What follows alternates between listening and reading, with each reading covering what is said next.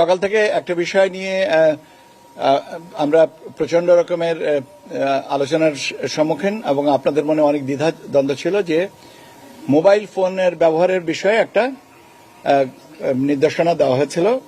এখানে বলা হয়েছিল যে 400 গজের ভিতরে এটার সীমিত রাখতে হবে বা এর বাইরে রাখতে হবে।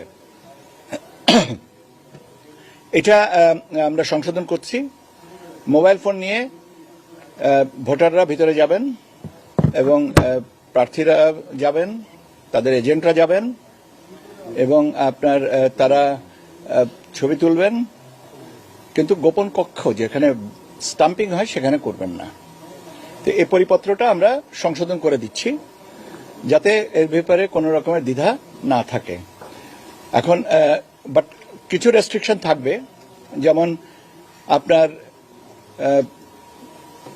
Polling agents, polling officers, assistant presiding officer, তাদের কাছে এটা রাখবো না, রাখার বিষয় নেই। তারপরে আপনার যেমন আইন শৃঙ্খলা বাহিনীর একাধিক সদস্য থাকেন, সবার কাছে কি থাকবে না। তো কাজে ওই জায়গাটাকে একটু ফিল্টার করে আপনাদের দিচ্ছি। তবে আপনাদের যে স্বাভাবিকভাবে যে প্রশ্নটা ছিল, কৌতূহল ছিল যে ভোটাররা এবং সংবাদকর্মীরা বা অবজারভার্সরা এটা নিয়ে ভিতরে যেতে পারবেন কিনা, সে বিষয়টা আমি নিশ্চিত করছি যে আপনারা নিয়ে যেতে পারবেন। তো গোপন কক্ষের ছবি তুলতে পারবেন না। আমার মনে হয় যে এ ব্যাপারে আর আমার ফার্দার কোনো কিছু বলার দরকার নেই। আমি বললামই তো যে কিছু রেস্ট্রিকশন থাকবে, সেটা আমরা ফিল্টার করছি, করে আমরা এটা করে দেব, কিন্তু যে আলোচনাটা ছিল সেটা আমরা নিশ্চিত করে দিলাম।